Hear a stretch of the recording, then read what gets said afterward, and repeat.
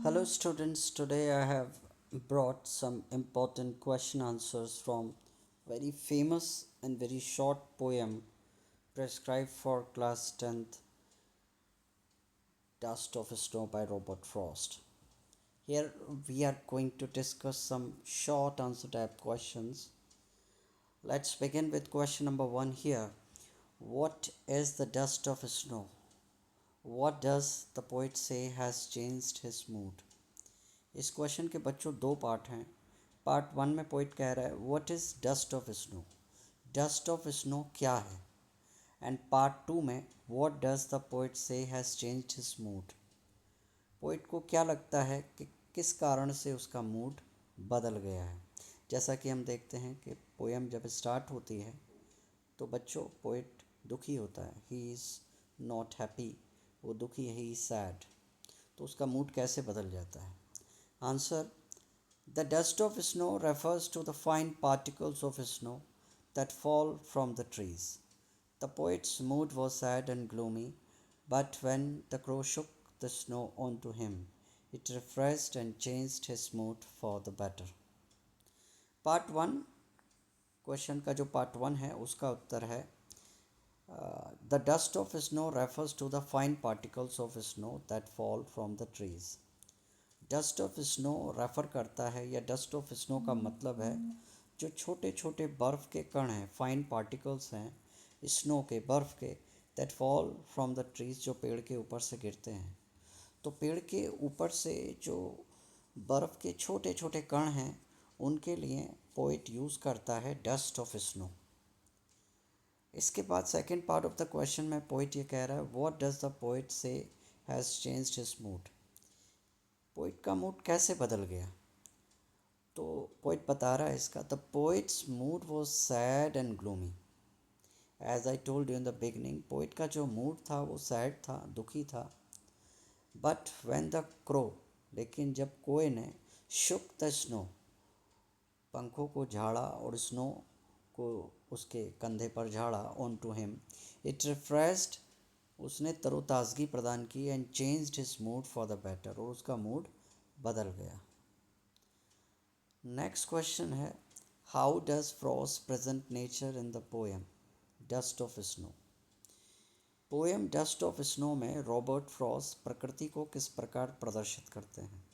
इसका उत्तर, Frost present nature as a powerful healer. Healer बच्चों, हीलर का मतलब होता है जो हमारी चोट को या हमारे दुख को कम करता है, हमें ठीक करता है। जैसे आप बीमार हो जाते हैं या आपको चोट लग जाती है तो ट्यूब लगाते हैं या डॉक्टर आपको कोई मेडिसिन देता है तो उसको लगाने के बाद आपकी चोट हील हो जाती है। तो ऐसे ही पोइट ये कह रहा है कि नेचर भी एक हीलर है, नेचर भी हमारी जो प्रॉब्लम्स हैं, हमारे दुख को कम करती है। तो Frost presents nature as a powerful healer. Robert Frost इस कविता डस्ट ऑफ स्नो में नेचर को एक पावरफुल हीलर के रूप में प्रस्तुत करते हैं। Even a small act of nature, प्रकृति का एक छोटे से छोटा एक्ट भी, a crow shaking snow of a tree, जैसे कि एक कौआ शेक करता है ट्री से स्नो को, बर्फ़ के कणों को गिराता है, has positive impact on poets mood, poet के मूड पर इसका भी एक पॉजिटिव इम्पैक्ट पड़ता है। लिफ्टिंग इज स्पिरिट्स, जिससे उसकी जो स्पिरिट्स हैं उसको जो दुख था वो खुशी में परिवर्तित हो जाता है। And helping him to see beauty in an ordinary moment, और उसे एक सामान्य मोमेंट में भी खुशी या सुंदरता दिखाई देती है। तो इस क्वेश्चन के आंसर में बच्चों आपको लिखना है कि कैसे नेचर पावरफुल हीलर है और प्रकृति की छोटी छोटी चीज़ें हमारे ऊपर एक गहरा प्रभाव डालती हैं। Next question number 3, what is the central idea of the poem. Kavita dust of snow का सेंट्रल आइडिया क्या है। The central idea is that even small events in nature can have powerful and positive effect on our mood and outlook. A simple moment can bring joy and change a bad day onto good one. इसका central idea बड़ी संक्षिप्त शब्दों में दिया गया है कि nature can have a powerful and positive effect on our mood and outlook. हमारे दृष्टिकोण पे और हमारे मूड पर नेचर का पॉजिटिव और पावरफुल इफ़ेक्ट है। A simple moment can bring Joy, और एक सामान्य सा मोमेंट भी जॉय में बदल सकता है। चेंज ए bad day into good one, और एक बुरा दिन भी अच्छा हो सकता है। तो इस पोएम के थ्रू पोइट हमें यही सिखाने की कोशिश कर रहे हैं कि जब भी हम दुखी होते हैं, परेशान होते हैं, हमारा मूड ख़राब होता है, तो नेचर के अंदर वो हीलिंग पावर है कि वो हमारे मूड को ठीक कर देती है, हमारे बुरे से बुरे दिन को भी ख़राब होने से बचा लेती है, जैसा कि आपने इस पोएम में भी देखा। So this is the central idea. Now question number 4, what does the poet mean by saved some part of a day I had rued. Poet का क्या मतलब है जब वो इस लाइन को कहता है, saved some part of a day I had rued. Answer, the poet means that he was having a bad day. Poet का मतलब है यहाँ पर कि वो दुखी था, पेड़ के नीचे बैठा हुआ था, तो उसका दिन खराब था। वन ही रिग्रेटेड, क्योंकि वो रिग्रेट कर रहा था, वो दुख दुख प्रकट कर रहा था, कोई कुछ ऐसा उसकी लाइफ में हुआ था जिसके कारण वो दुखी होकर बैठा हुआ था। He was just regretting. But the fall of snow, लेकिन जैसे ही बर्फ़ के कण उसके ऊपर गिरे, चेंज्ड हिज मूड, उसका मूड बदल गया। Making at least part of the day pleasant and worth remembering, और उसके दिन का कुछ जो बचा हुआ हिस्सा था वो खुशी से भर गया और उसके लिए एक यादगार पल बन गया।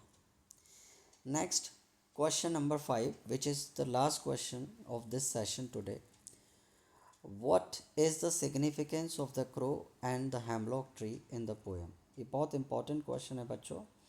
इस पोएम के अंदर प्रकृति के दो, नेचर के दो ऑब्जेक्ट यूज़ किए हैं पोइट ने, क्रो और हेमलॉक ट्री। तो आखिर इस पोएम में क्रो और हेमलॉक ट्री का सिग्निफिकेंस क्या है? It is important question. Both the crow and hemlock tree are often associated with negativity or bad omens. हमारे बचपन से ही हमने ये देखा है, हमें सिखाया गया है, बताया गया है, पढ़ा है हमने, लोगों की ये आम राय भी है और सोच है कि कोआ और हेमलॉक ट्री, इनको नेगेटिविटी से जोड़ा जाता है और अपशगुन, बैड ओमेंस समझा जाता है। बैड ओमेंस, अपशगुन। तो both crow and hemlock tree are often associated with negativity और बैड ओमेंस। निगेटिविटी और अपशगुन से कोए और हेमलॉक के पेड़ को जोड़ा जाता है। हाउएवर इन दिस पोएम, यद्यपि इस कविता में, they ironically bring about a positive change, लेकिन आयरोनिकली इस कविता के अंदर वो एक सकारात्मक परिवर्तन पोइट के अंदर लेकर आते हैं, सजेस्टिंग, और ये बताने की कोशिश करते हैं दैट कि even dark things can have a positive side, कि जो डार्क थिंग्स होती हैं, नेगेटिव चीज़ें होती हैं, उनके अंदर भी कुछ ना कुछ पॉजिटिव होता है जो सीखा जा सकता है। तो यही कुछ इम्पॉर्टेंट क्वेश्चंस है जो बोर्ड में आपके काम आने वाले हैं बच्चों। I hope you enjoyed the session. If you enjoyed the session, please subscribe my channel and like. Thank you very much. God bless you.